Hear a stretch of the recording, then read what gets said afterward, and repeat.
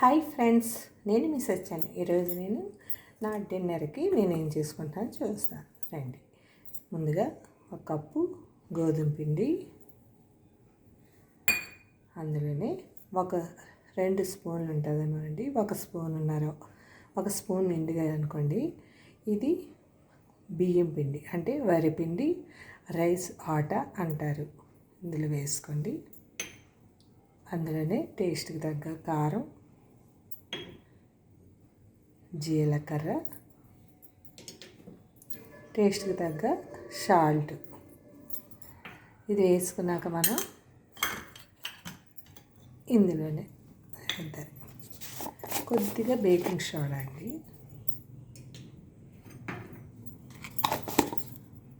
ఇది baking soda కొద్దిగా ఎక్కువ వద్దు, మనం కొద్దిగా చేస్తున్నాం కాబట్టి కొద్దిగా. ఇది బాగా కలిపేసుకోవాలి.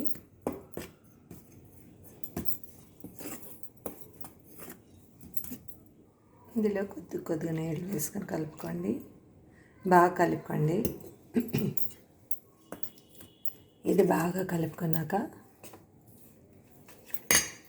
అంటే మన అట్టు వేసిలా మరీ పలుచగా దోశలా కాదండి, చిక్కగా వేసుకోవాలి. అదేనండి, ఇందులోనే ఉల్లికాడ ముక్కలు చిన్న ముక్కల్లా కోసుకోవాలి, మనం చిక్కేసుకోవాలి.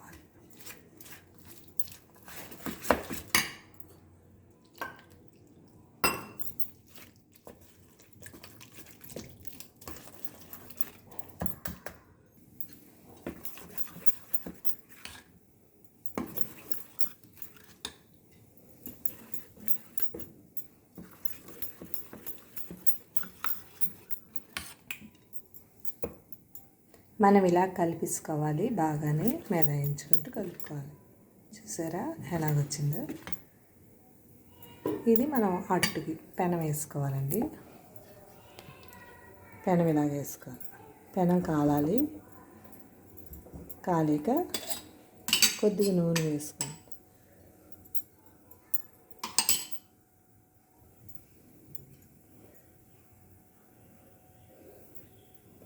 వేసుకున్నాక ఇలాగ అట్టు చూసారా, మనం వేసుకుంటే ఎలా వస్తుంది బాగుంది.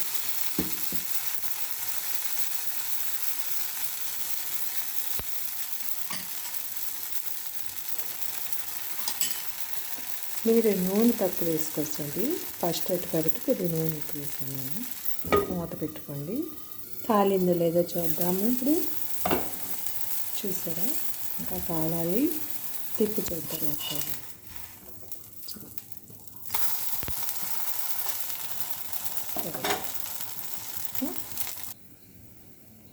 చూసారా, ఇలా కాల్ చేసుకొని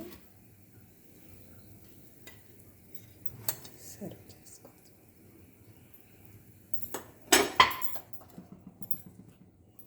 మళ్ళీ అలాగే కట్ వేసుకోవచ్చు.